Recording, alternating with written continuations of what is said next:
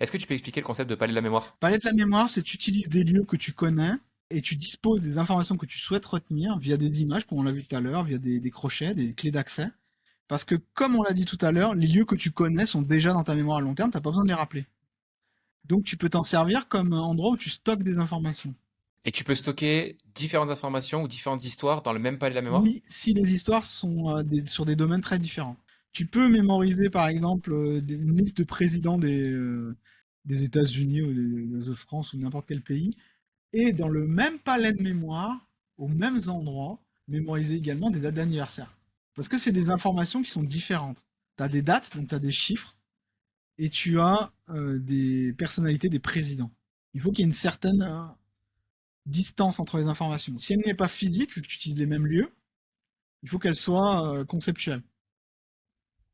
Et tu vois encore, quand j'y pense, les dates d'anniversaire et les présidences, ça peut être problématique. Ça peut être problématique parce que tu as des personnes dans les deux. Et tu as des dates aussi pour les présidents, parce Oui, que tu as tu les peux dates des aussi te présidents, souvenir de donc ah mauvais exemple. Personnellement, j'utiliserais un palais de mémoire pour les présidents et un palais de mémoire pour les dates. Mais du français et des maths dans le même palais, c'est bon, ça passe. Ton cerveau, il va pas comprendre. Ils vont pas, quand on va te demander une conjonction de coordination, je dis n'importe quoi, il va pas te sortir le théorème de Pythagore. ouais, bien sûr, ça n'a rien à voir. Ok. Donc, si on prend un exemple pour finir sur un cas concret, par exemple, tu veux mémoriser un cours de physiologie cardiaque. Tu vas prendre ta maison comme exemple, ou ton appartement, on s'en fout. Et donc l'idée, ça va être de te dire, bon, bah, quand j'ouvre la porte, sur la porte, il y a le nom de la valve à droite du Il n'y a cœur. pas que le nom. Mais il y a également la valve qui bat, tu vois, sur la porte. Même clouée à la porte, tu vois, c'est encore plus marquant pour ta mémoire. Et ensuite, donc, tu ouvres la porte. Et après, pareil, tu mets des informations partout où tu veux. Tu disposes des scènes, des images. Ouais.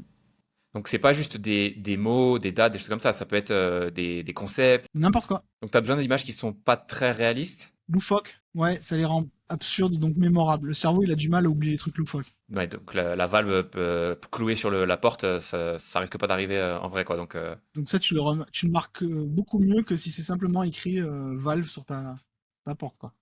t'as un exemple de cas dans lequel tu l'as utilisé pour un truc assez dur, même pour Ouais, toi? alors c'est pas pour moi que j'ai utilisé. Dans un truc assez dur, moi c'était les 1000 premières, 1200 premières décimales de pi. C'est pour prouver que ça marche les techniques, mais c'est tout, quoi. En revanche, un ami que j'ai coaché à l'époque l'avait utilisé pour réussir son examen d'officier, où il avait trois gros manuels comme ça à retenir.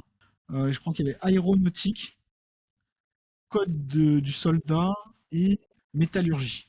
Il a créé trois palettes de mémoire distincts et il a tout disposé. Donc ça lui a pris vraiment beaucoup, beaucoup de temps, mais également vraiment beaucoup d'images. Et par contre, il est arrivé deuxième. Il aurait dû arriver premier. Il est arrivé deuxième parce qu'à une question, il avait la réponse dans son palais de mémoire, mais il pensait que la question était un piège. Donc il a répondu autre chose exprès. Il s'est dit c'est trop facile. Ça doit pas être ça, c'est trop facile, c'est forcément un piège. Sauf que bah non, c'était pas un piège. T'as effectivement cette impression quand tu utilises les techniques, c'est que ça rentre trop facilement dans la tête par rapport aux années d'études que tu as fait avant où tu galérais comme un rat mort pour faire entrer la moindre information dans ta tête.